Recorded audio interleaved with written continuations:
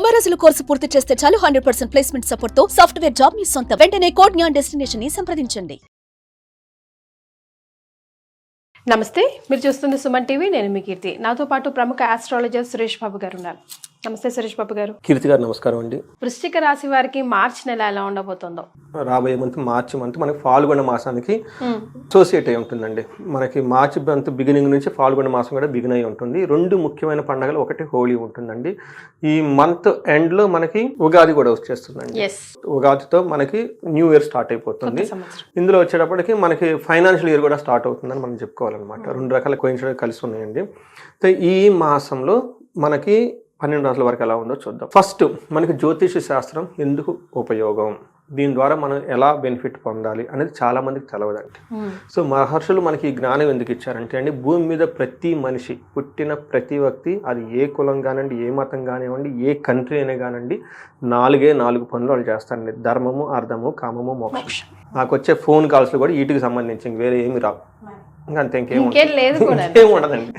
So అయితే but వాళ్ళ ఎక్స్పీరియన్స్ని బట్టి మనకు వస్తూ ఉంటుందండి. మనకి ఏం చెప్పారంటేనండి, మనం ఇవి సాధించేటప్పుడు కొన్నిసార్లు ఈజీగా సాధించేస్తాం, కొన్నిసార్లు చాలా కష్టపడి సాధించేస్తూ ఉంటామండి. కొంతమంది చాలా తక్కువ టైంలో ఉన్నతంగా ఎదిగిపోతుంటారు, కొంతమంది ఎంత చేసినా అక్కడే ఉన్నట్టు ఉంటారనమాట. సో మనకి ఏం చెప్తారంటే, లైఫ్ అనేది చాలా బ్లిస్ఫుల్గా, ఆనందమయంగా ఉండాలి అనే ఒక ఉద్దేశంతో మహర్షులు ఈ జ్ఞానాన్ని ఇచ్చారు. దీని ద్వారా రాబోయే ఫ్యూచర్ మనకి ఎలా ఉంటుంది, ఏ విషయాల్లో అనుకూలంగా ఉంటుంది, ఏ విషయంలో ప్రతికూలంగా ఉంటుంది, ఎక్కడ ఫేవరబుల్, ఎక్కడ అన్ఫేవరబుల్ మనకు ముందుగా తెలుస్తుంది. మనం ఏం చేయాలి, చాలా క్లవర్గా ఎక్కడెక్కడ మనకు ఫేవరబుల్గా ఉందో మన ఎనర్జీ, టైం అంతా అక్కడ ఇన్వెస్ట్మెంట్ చేయాలి. ఎక్కడెక్కడ మనకు ప్రతికూలంగా ఉందో ఫస్ట్ దాన్ని తెలుసుకోవాలి. మనకి యాక్సిడెంట్లో జరిగిన అవమానాలు ఏది జరిగినా ఈ అన్ఫేవరబుల్ కండిషన్లోనే, ఇది ఇక్కడ మనకు అన్ఫేవరబుల్గా ఉంది కాబట్టి ఆ విషయం జాగ్రత్తగా వదిలేయాలి.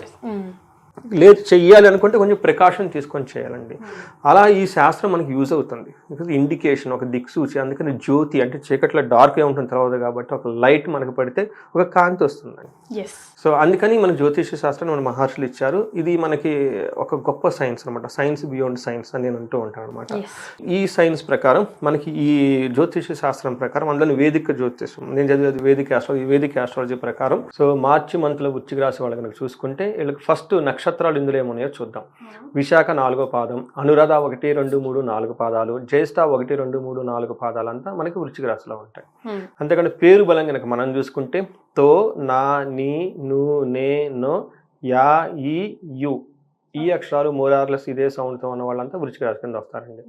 మన గ్రహస్థితి కనుక చూసుకుంటే, వీళ్ళకి వృశ్చిక రాశి నుంచి 5వ ప్లేస్లో వచ్చేటప్పటికి సూర్యుడు మీనరాశిలో ఎంటర్ అవుతున్నారండి. అదే రాశిలో ఆల్రెడీ వీళ్ళకి రాహు కూడా ఉన్నారండి. వీళ్ళతో పాటు మనకి శుక్రుడు, బుధుడు కూడా అక్కడ చేరిపోతున్నారండి. సో వచ్చేటప్పటికి వీళ్ళకి 4 గ్రహాలు వీళ్ళకి 5th హౌస్లో ఉన్నారండి వృశ్చిక రాశి వాళ్ళకి. కుజుడు వచ్చేటప్పుడే వీళ్ళకి మిథున రాశిలో జాయిన్ అవుతున్నారండి. కుజుడు వీళ్ళకి వచ్చేటప్పటికి 8th హౌస్లో ఉన్నారు. ఇది కొంచెం టఫ్ అయిన ప్లేస్ అండి. కుజుడు 8th హౌస్లో ఉండకూడదు. సో ఈ యొక్క గ్రహస్థితిని బట్టి ఎలా ఉండబోతుంది, వీళ్ళకి సూర్యుడు మారక ముందు మానహానిం అని చెప్తారు. అంటే అగౌరవం జరిగే సంఘటనలు ఎక్కువ ఉంటాయి. తర్వాత సూర్యుడు మారిన తర్వాత మార్చ్ 14 తర్వాత ఏం చెప్తారంటే, మనోరుజుం మృతిం భార్య సుతాది కలహం పుత్రలబ్ధిం అని చెప్తారు. అంటే వీటి యొక్క మీనింగ్ ఏంటంటే, మనసులో ఎక్కడో బాధపడే సంఘటనలు జరిగే అవకాశం ఎక్కువగా ఉంటుంది. ఇది కూడా వాళ్ళు అనుకున్న ప్లాన్లు ఎగ్జిక్యూట్ అవ్వలేదే, మనం ఏయో పెద్ద పెద్ద ప్లానింగ్లన్నీ చేసాము, ఇవన్నీ రాలేదే, ఎక్కడో కన్ఫ్యూజ్ అయిపోయి బాధపడతారు. రెండోది మృతి, అంటే మనకి కొంచెం ఏమని చెప్తారంటే, శారీరకానికి ఇబ్బంది కలిగే సంఘటనలు జరిగే అవకాశం ఎక్కువగా ఉంటాయి అన్నమాట. కుజుడు 8th హౌస్లో ఉండటం వల్ల.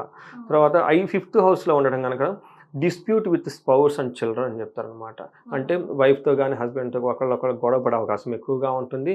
తర్వాత పుత్రులతో సంతానం గురించి బాధపడటం, వరి ఇవ్వటం, ఇవన్నీ చేసే అవకాశం కూడా చాలా ఎక్కువగా ఉంటుంది. అందులో వృశ్చిక రాశి వాళ్ళకి కొంచెం ఇంకా ఎట్ ద ఎండ్ ఆఫ్ అర్ధాశ్రమంలో ఉన్నారు కాబట్టి ఇంకొంచెం పేషెన్స్గా వెయిట్ చేస్తే, దేనికి టెన్షన్ పడకుండా ఉంటే మంత్ అయిపోయిన తర్వాత మళ్ళీ అది వేరే విషయం. తర్వాత వీళ్ళకి పుత్ర లబ్ధిని కూడా చూపిస్తుంది. అంటే పుత్రులతో గొడవపడే అవకాశం ఎక్కువగా ఉంది, బట్ ఫైనల్గా వీళ్ళతో లాభం కూడా జరిగే అవకాశం ఎక్కువగా ఉంది. సో ఇవి మనకు సూక్ష్మ గోచారం, లఘు గోచారం అని సింపుల్గా చెప్తాం. మనం డీటెయిల్డ్గా కనుక చూస్తే, అలాగే 5th హౌస్లో సూర్యుడు ఉండటం వల్ల ఏం జరుగుతుందంటే, కొంచెం బెనిఫిట్, కొంచెం నష్టం కూడా జరిగే అవకాశం ఎక్కువ ఉంది. ఎక్కడ బాగా బెనిఫిట్ ఉందంటే, ధన ప్రవాహం విషయంలో, మనీ విషయంలో చాలా బాగుంటుంది. అలానే శత్రువుల విషయంలో కూడా చాలా స్ట్రాంగ్గా ఉంటారు. అండ్ గవర్నమెంట్ రిలేటెడ్, తర్వాత బాస్ రిలేటెడ్, ఇట్లా హైఫై అఫీషియల్స్ దగ్గర నుంచి కూడా వీళ్ళకి చాలా లాభం ఉంటుంది.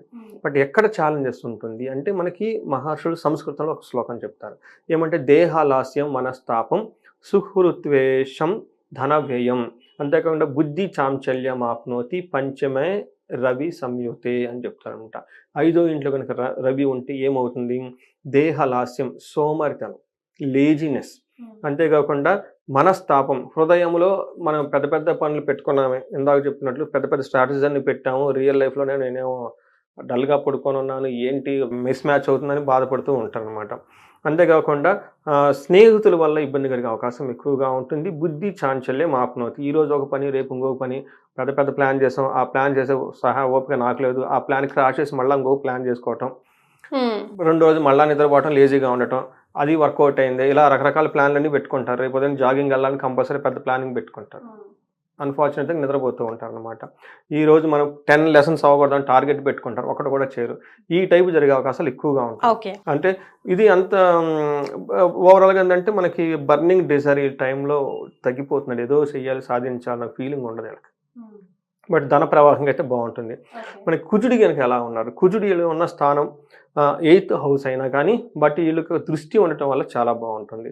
ఫస్ట్ వీళ్ళకి దృష్టి ఉండటం వల్ల చాలా పాజిటివ్గా ఎక్కడ ఉంటుందంటే మనీ ప్రకారం చాలా బాగుంటుంది, శత్రువుల పైన ఎడదే విజయం ఉంటుంది, అనుకున్న పనులు ఏదో విధంగా క్లోజ్ చేసేస్తారు, స్మార్ట్ వర్క్ చేసేసి. తర్వాత 3rd హౌస్లో కూడా ఉండటం వల్ల సక్సెస్ వస్తుంది, ధనం ప్రవాహం కూడా వస్తుంది.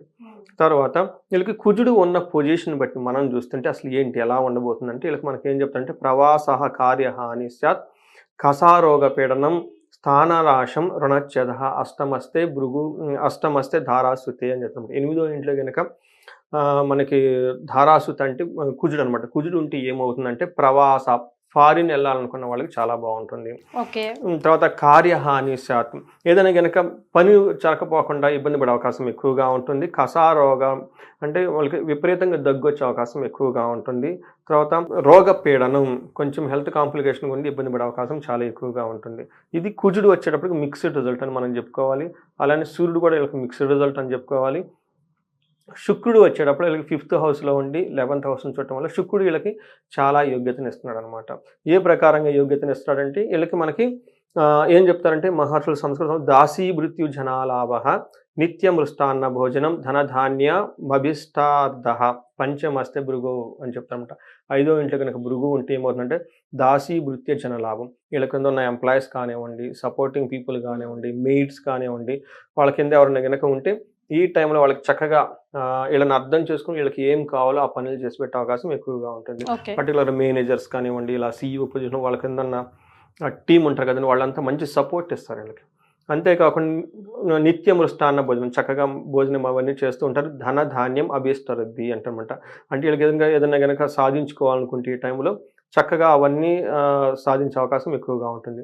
ఇవి కాకుండా 11th హౌస్లో దృష్టి ఉండటం వల్ల వీళ్ళకి గెయిన్ త్రూ ఏమని చెప్తారంటే లేడీస్ ఆర్ జెంట్స్ అని చెప్తారు అనమాట. అంటే వీళ్ళకి ఆపోజిట్ ఉండే వాళ్ళైతే వాళ్ళకి వాళ్ళ నుంచి లాభం వచ్చే అవకాశం ఎక్కువగా ఉంటుంది. అప్పటిదాకా అభిప్రాయ భేదాలు ఉన్నా కానీ అవన్నీ పోయేసి వీళ్ళకి బాగా మంచి సపోర్ట్ వచ్చేసి ముందుకెళ్ళే అవకాశం చాలా ఎక్కువగా ఉందండి. రైట్. మరి నక్షత్రాల ప్రకారం వృశ్చిక రాశి వారికి మార్చి నెల ఎలా ఉంటుందండి? సో మనకి విశాఖ అనురాధ చేసిన 3 నక్షత్రాలు ఉంటాయి. మన విశాఖ నక్షత్రం కనుక చూసుకుంటే వీళ్ళకి ధనప్రాప్తి బాగుంటుంది.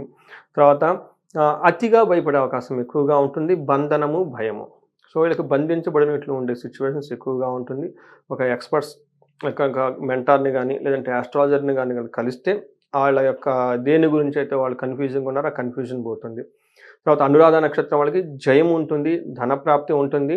తర్వాత వీళ్ళకి ఛాలెంజెస్ ఏమంటే భయం పడే అవకాశాలు ఎక్కువ, సిచ్యువేషన్స్ ఎక్కువగా ఉంటుంది. వీళ్ళకి బంధించబడినట్లుండే సిచ్యువేషన్ కూడా ఎక్కువగా ఉంటుంది. జ్యేష్ఠ నక్షత్రం వాళ్ళకి ఈ మాసం అంతా లాభప్రదంగా ఉంటుంది, జయం కలిగి ఉంటుంది. ఛాలెంజెస్ ఎక్కడ ఉంటాయంటే వీళ్ళకి భయము, రెండోది బంధించబడినట్లుండే సిచ్యువేషన్ కూడా ఎక్కువగా ఉండే అవకాశం ఎక్కువ ఉంది. సో ఈ 3 నక్షత్రాలకు కూడా భయం, బంధనం కనిపిస్తుంది కాబట్టి మరి వీళ్ళు ఎలాంటి రెమెడీస్ పాటించాలంట? సో ఒకటి మనం ఈ బంధనము అనే దానికి కారణము వీళ్ళకి బుధుడు సరిగ్గా యోగించకపోవటం అనమాట. బుధుడిని మనకి యోగ్యతను ఇవ్వాలి అంటే బుధుడికి అధిష్టాన దేవత విష్ణుమూర్తి. సో మనకి ఈ టైంలో విష్ణుమూర్తిని ప్రార్థించాలి. లైక్ విష్ణు సహస్రనామం కానీ, లేదు అంటే మనకి ఏం చెప్తారంటే తిరుపతి వెంకటేశ్వర స్వామిని కానివ్వండి, దగ్గరలో ఎక్కడైనా వైష్ణవ దేవాలయం ఉన్నా కానీ చక్కగా వాటిని దర్శనం చేసుకోవాలి. మనకి హైదరాబాద్లో బెంగళూరు వెళ్ళే రోడ్లో పెంచర్ల అనే ఒక ప్లేస్ ఉందండి. అక్కడ అనంత పద్మనాభ స్వామి టెంపుల్ అన్నారండి. చూడండి, ఈ పేరులోనే అనంతం అని ఉందండి. అంటే మనం ఎందుకు బంధించబడ్డామంటే మనకి ఎక్కువగా ఆపర్చునిటీస్ కనపడవు, మనకున్న హొరైజన్తో తక్కువగా బంధించమంటుంది. ఎప్పుడైతే ఇలా అనంత పద్మనాభ స్వామిని, అక్కడ మహాలక్ష్మి అమ్మవారు కూడా ఉన్నారు, ఎప్పుడైతే ఈ అనంతానికి వెళ్ళిపోతాం మనకున్న ఈ లిమిటెడ్ ఈ బంధాలని పోయేసి అనంతమైన హొరైజన్ పెరిగిపోయి జ్ఞానసిద్ధి అవన్నీ వచ్చేసి తర్వాత అదృష్టము అమ్మవారు కూడా ఉండటం వల్ల వీళ్ళకి ధన ప్రవాహం ఇవన్నీ వచ్చే అవకాశం ఎక్కువగా ఉంది. అక్కడ విజిట్ చేసి అక్కడ టైం స్పెండ్ చేసి ప్రదక్షిణాలు చేస్తే వీళ్ళకి ఈ బంధనం అనే సిచ్యువేషన్ నుంచి బయటపడే అవకాశం ఎక్కువగా ఉంటుంది. అతిగా భయపడే అవకాశం ఉంది, దాని నుంచి కూడా బయటపడే అవకాశం ఎక్కువగా ఉంటుందండి.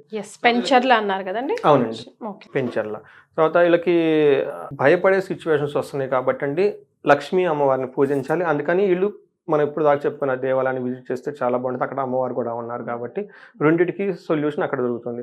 వీళ్ళకి ధన ప్రాప్తి సహజంగా చాలా బాగుండాలి. కొంతమంది మనకు అంటుంటారు, ఏమంటే మీరు ధనం బాగుంది రావట్లేదు ఏంటి అని. దానికి కారణాలు ఇంకా వేరే ఉంటాయండి. అంటే ఇవి కాకుండా వాళ్ళకి ఇండివిజువల్ జాతకం చూడాలి, ప్లస్ వాళ్ళకి కొన్ని దోషాలు ఉంటాయండి, శాపాలు, ఏడుపులు, ఇవన్నీ మనకి కుళ్ళు, కృతంతలు ఇవన్నీ చాలా ఉంటాయండి. మధ్యలో మన మీద పడేవాళ్ళు, ఏడ్చేవాళ్ళు చాలా మంది ఉంటారు. వీళ్ళ నుంచి రాకపోయినా కానీ అబ్స్ట్రక్షన్ ఉన్నా కానీ మనకి ధనం రాదండి. సో ఇలాంటి వాళ్ళకి మనకి ఏం చెప్తారంటే ధన ప్రవాహం చాలా చక్కగా ఉండడానికి వీళ్ళకి కుబేర పాశుపత హోమం కనుక చేయించుకోగలన్నా చాలా బాగుంటుంది. లేదంటే శ్రీ సూక్తంతో సంపటీకరణ చేసి మహాలక్ష్మికి సంబంధించిన విశేష పూజ ఉంటుందండి, ఒక విశేష హోమం కనుక ఇవి కనుక చేయించుకోగలిగితే డబ్బులు కోట్లలో లక్షల్లో బాగా లాసంలో రాకుండా ఉంటారు కదండి. అలాంటి వాళ్ళు ఇవి చేయించుకుంటే చాలా ధన ప్రవాహం వచ్చే అవకాశం ఎక్కువ ఉంటుంది. Right, thank you so much Suresh Babu గారు, ధన్యవాదాలు. థ్యాంక్ యూ అండి. సుమన్ టీవీలో మీ పర్సనల్ అండ్ బిజినెస్ ప్రమోషన్స్ కోసం కింది నెంబర్కి కాంటాక్ట్ చేయండి.